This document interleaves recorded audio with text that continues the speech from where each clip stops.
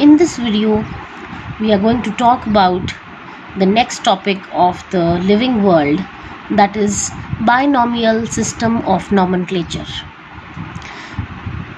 हमें पता है कि जो हमारी धरती है, हमारा अर्थ है, उसके ऊपर wide variety of living organisms present होते हैं और इन लिविंग ऑर्गेनिजम्स की हमको पहचान होनी चाहिए. सबसे पहले what is there, we need to identify them. Secondly, we need to name them. And thirdly, we have to arrange them in a proper manner. 3 काम करने पड़ेंगे हमें लिविंग ऑर्गेनिजम्स के ऊपर. सबसे पहले उनको पहचानना होगा, फिर उनका नाम रखना पड़ेगा और उसके बाद उन्हें अरेंज करना पड़ेगा एक प्रॉपर सिस्टम से. ठीक है, तो यहाँ पर हम कुछ बात करेंगे सबसे पहले नॉमेनक्लेचर की या इन लिविंग ऑर्गेनिजम्स की नेमिंग की. ठीक है, तो कोई भी अगर नेम है किसी भी लिविंग ऑर्गेनिज्म का, सपोज़ हम किसी बर्ड को हम चिड़िया बोल देते हैं हिंदी में, ठीक है, या हम तितली बोल देते हैं. तो ये जो वर्ड्स चिड़िया और तितली हैं ये बेसिकली हिंदी वर्ड्स हैं, तो ये यूनिवर्सली एक्सेप्टेड तो नहीं है. मीन्स एक इंडियन समझ जाएगा तितली या चिड़िया क्या है, बट अदर कंट्रीज़ के लोग इस बात को नहीं समझ पाएंगे. ठीक है, तो किसी भी लिविंग ऑर्गेनिज्म का नेम ऐसा होना चाहिए which is universally accepted. Means it is accepted all over the world, पूरी दुनिया उस नाम को जाने. तो ऐसा नाम रखने के लिए हमें एक सेट ऑफ रूल्स को फॉलो करना पड़ेगा.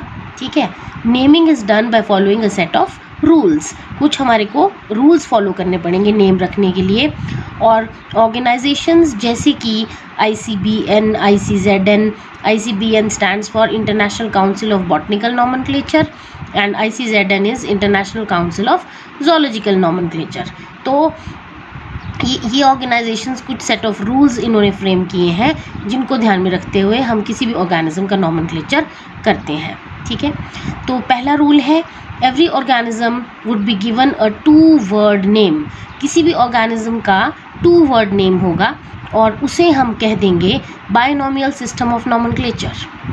और ये जो बायनोमियल सिस्टम ऑफ नॉमेनक्लेचर है, this was given by Carolus Linnaeus, right, और you simply call it Carolus Linnaeus.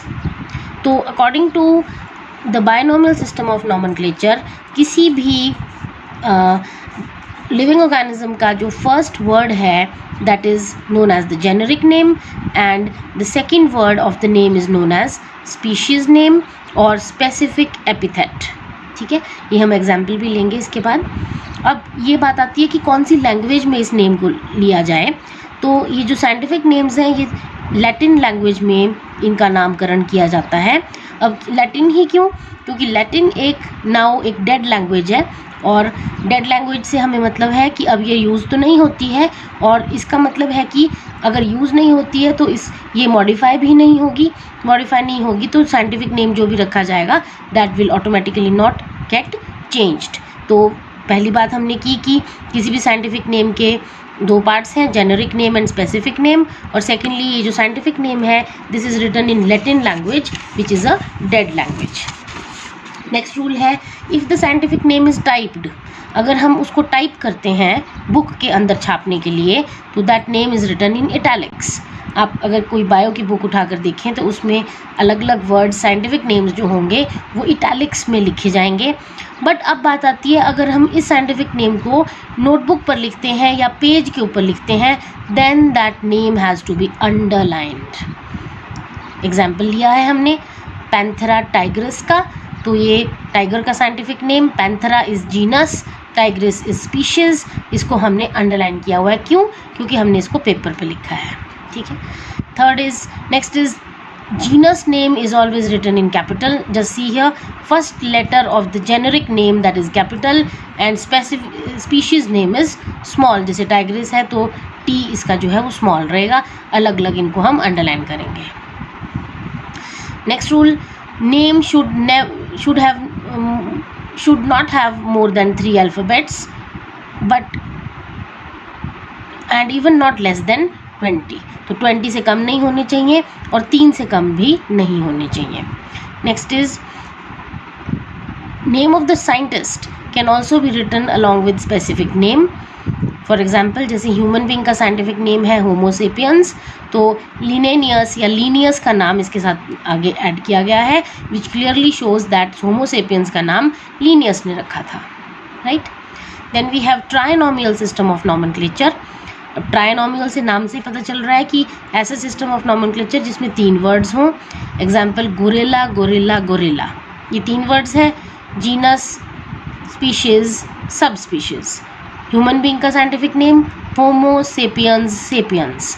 Homo is the genus, sapiens is the species, species is the sub species. ठीक है, तो this is the trinomial system of nomenclature. Then if genus and species names are same, जैसे कि यहाँ हमें देखने को मिल रहा है gorilla, gorilla, this is genus, this is species, ये दोनों नेम सेम है. like, right? So these names, such a scientific word, in such a scientific name in which the genus and species names are same, उसको हम कह देते हैं, उसके लिए हम एक term use करते हैं, which is the term given is tautonyms.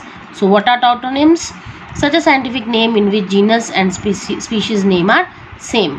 And one more thing is there, ये जो टाउटोनिम्स हैं they are accepted for plants, मतलब एक्सेप्टेड फॉर एनिमल्स. किसी भी एनिमल का नाम जीनस और स्पीशीज सेम हो सकता है, but this system of tautonyms is not used in case of plants.